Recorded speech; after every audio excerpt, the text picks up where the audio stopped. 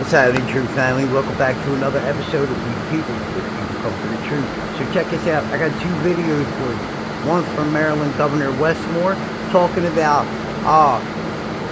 what it takes to be a patriot, right? And in order for you to be a patriot, you have to fall in line and give up all your money and just accept what's being done.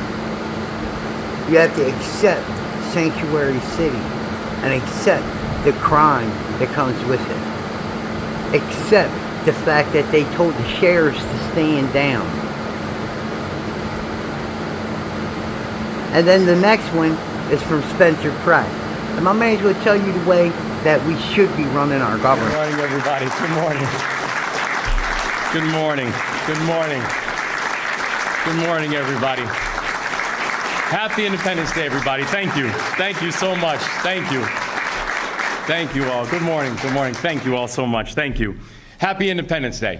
Happy Independence Day. And welcome to the Maryland State House, where a floor below us, in the old Senate chamber, General George Washington surrendered his commission, and with it, the power to place himself above our country. This deeply patriotic act established that this new nation would take a different path than those who had come before. An aspiration that power would not be passed down by birthright or bloodline or last name. That opportunity would be earned in a new way. That act of patriotism was a powerful idea, and it set the stage for the nation that we live in today.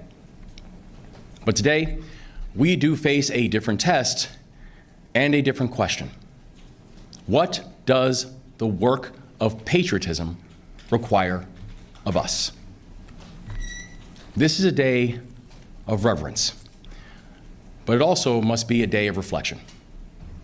Because the Founding Fathers knew this country was unfinished. In fact, they wrote a document that could be amended. That was not a flaw, that was a function. And the ideals captured at our founding were unprecedented in 1776, and also they remain unfinished in 2026. The history of our country and the history of this state, it is powerful and it is painful. It is complex. But inside that complexity is something uniquely American. The strength for self-correction and the strength to self-heal. My grandfather taught me that. He was born in South Carolina, the child of Jamaican immigrants. And when he was just a boy, he and his parents fled in the dead of the night. The Ku Klux Klan chased them away because his father was an outspoken black minister.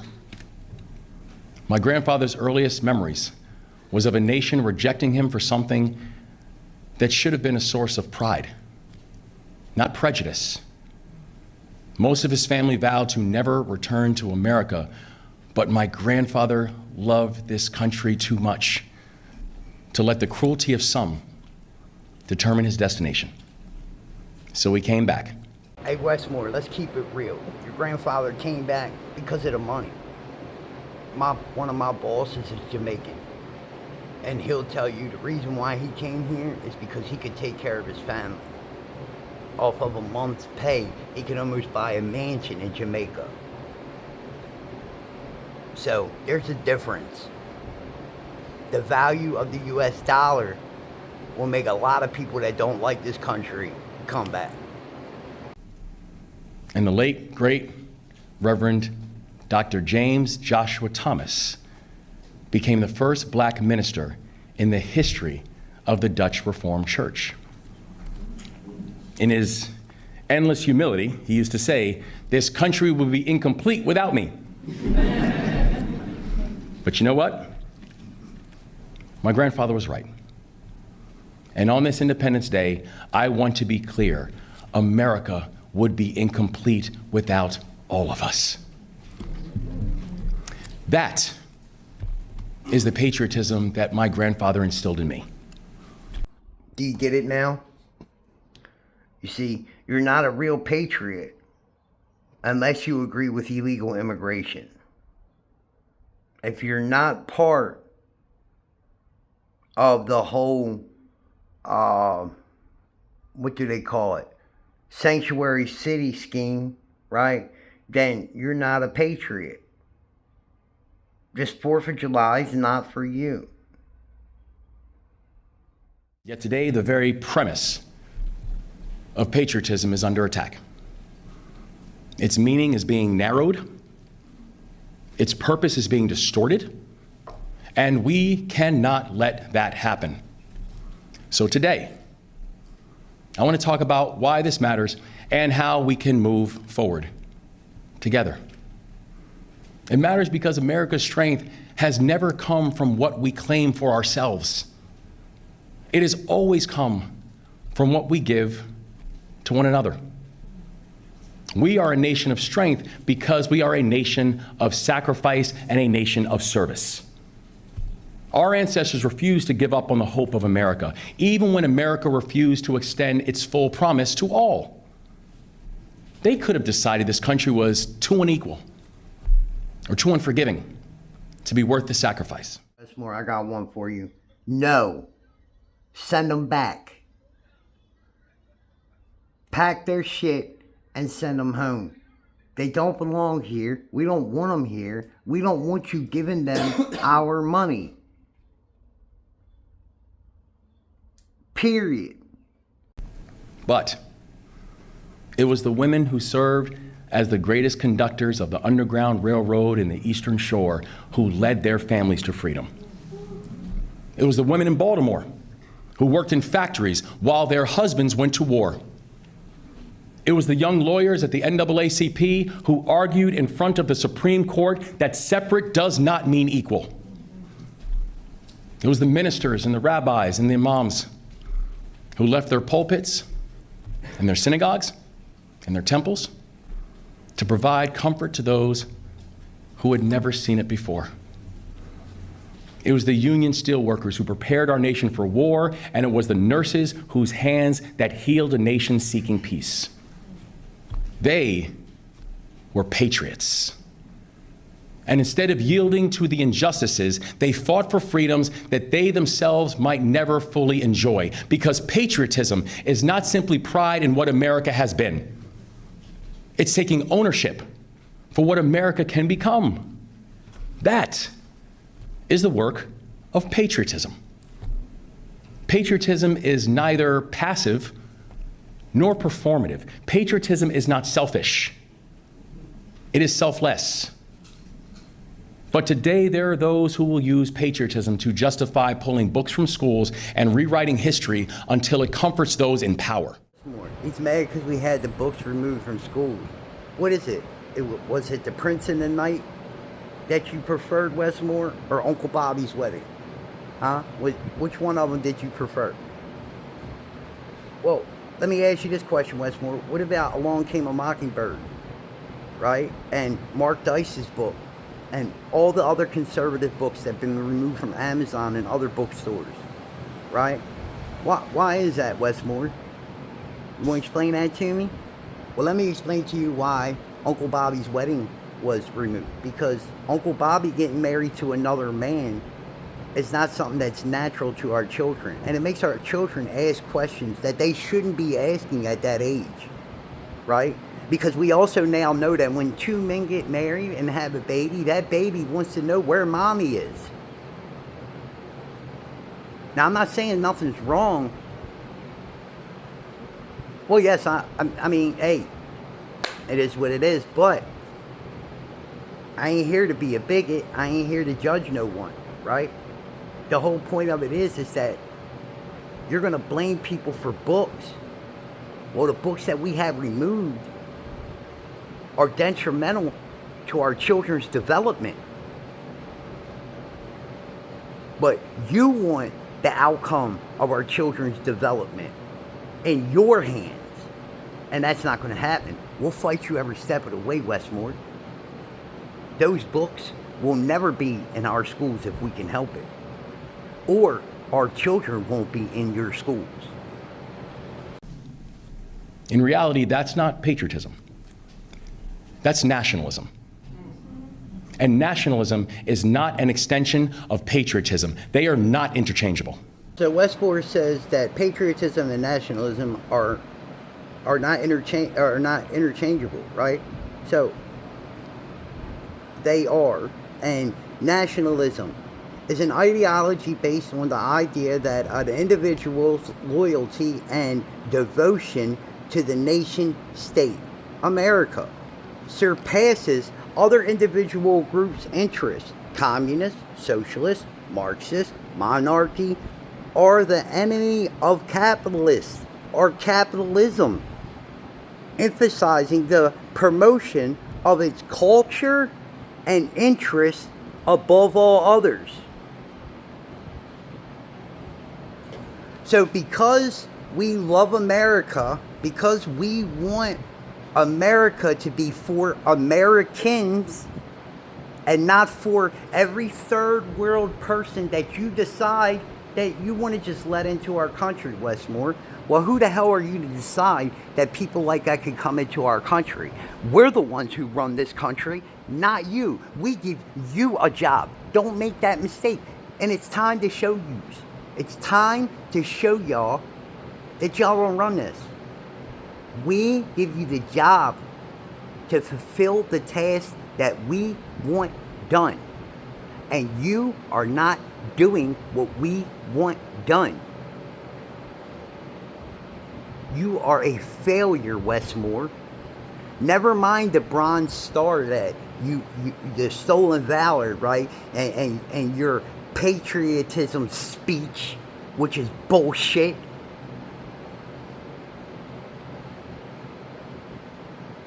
Don't try to wrap nationalism in the burrito of Nazism, because that's what you're getting to.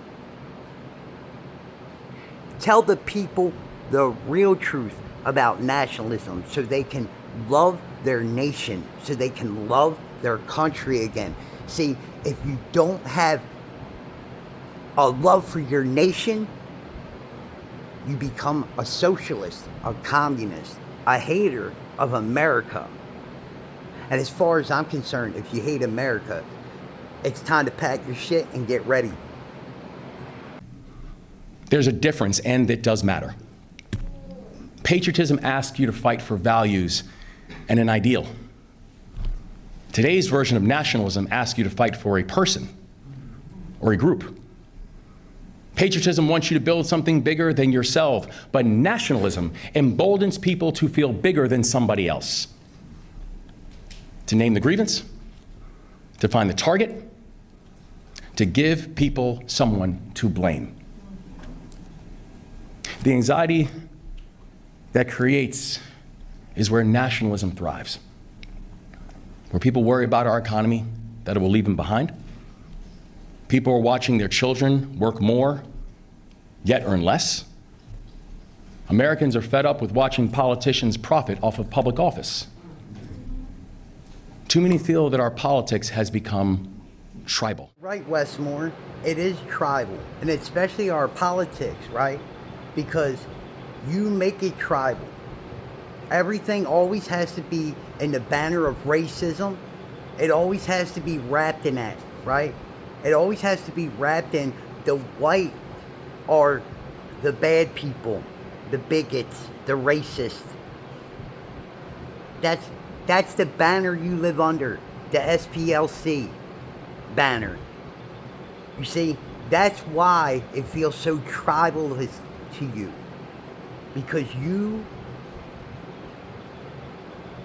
and a lot of your people are tribal. Because it's always a separation issue, right?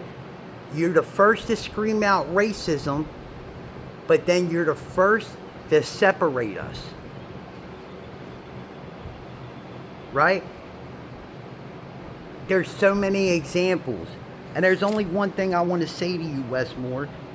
In order for you to be a patriot under Westmore, your service is to give to your country, your service is to give your country away.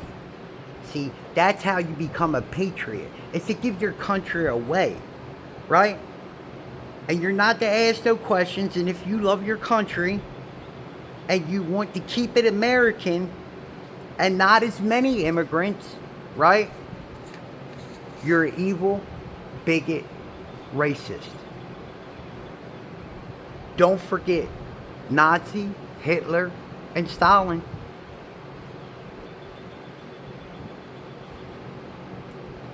I mean, if you're going to start it, you got to wrap the whole thing in it, right? Klans members, Hitlers, Nazis, we're all that. That's everything you're going to call us, because we love our country, because we don't want to give our country away. We don't mind immigration. We just mind mass illegal immigration. What you stood for, Wes Moore. You knew was happening. You knew what was going on. And you opened the doors of Maryland to all illegal immigrants and gave our money to them. And you're talking about having to work harder today than we did 10 years ago, before Joe Biden got in office? And you guys gave all our money away. All of it. Did you forget that, Westmore? You gave all our money to the illegal immigrants. All of it. These people were getting $5,000 and $6,000 in food stamps. I seen it with my own eyes. $4,000 cash assistance. I seen it with my own eyes. I ain't never seen an American get that much money. Never. My aunt retired from the Army. My aunt worked her whole life. And the most I've seen an American get is $1,600 a month. And I could be wrong, but Westmore, they were getting $4,000 or $5,000 a month. And you were giving it to them. You gave them all our money. That's why you wrote the race thing on the food stamp paperwork and all that. Because you wanted to know if they were Spanish, black, or white.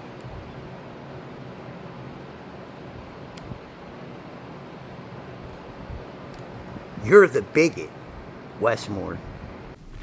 That our political system once felt like a gift, but the politics of today feel like a grift. Too many watch as military conflict starts to feel like a conquest, where those who wear the uniform are asked to do the impossible, and those back home are asked to pay for the unnecessary. Starting a war without a purpose is not patriotic. Ending a war without achievement is not victory. And telling soldiers and sailors and airmen and Marines otherwise is not leadership. It's actions like these that make people increasingly skeptical. And that skepticism is not unfounded. That skepticism is not unpatriotic. The truth is, I still harbor skepticism, and I'm the governor. Skepticism can be our companion, but skepticism can never be our captor. Don't be skeptic of him. See, because, Westmore, you shouldn't look for certain things, right? And you gotta believe Westmore. Don't believe your lying eyes, right? Skepticism is okay, but don't let it go too far. Don't acquire about things. You could be skeptical, but don't talk about it with other people. And don't acquire about things, because those things are none of your business.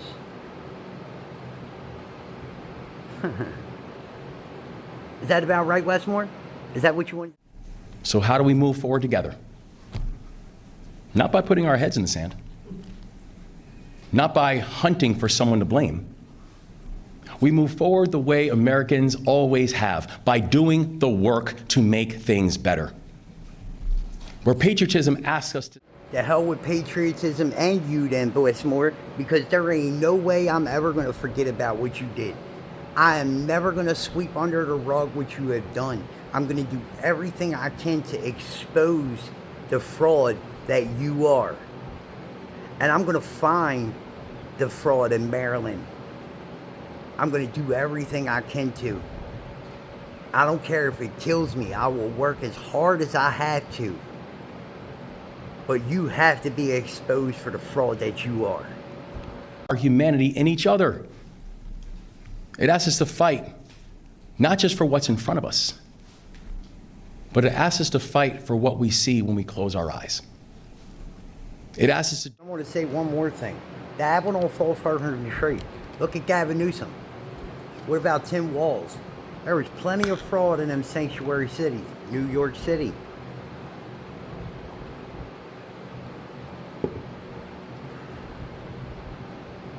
I know there's fraud in Maryland. And I'm going to find it. Came before us did, to fight for the hope of a future, even if we will never see it. To know that our neighbor's pain is our pain too. To know that the person who speaks a different language holds the same aspirations that we do. And that the person returning home from incarceration deserves the same second chance that we were given. You said that, Wes Moore, because I'm going to be filling this paperwork out for this expungement, right? And I hope that you expunge it because I meet the requirements now. Been out of trouble for 10 years. I've been clean for 10 years. Work at the same job for the last, I think, 7 or 8 years, something like that. Yeah.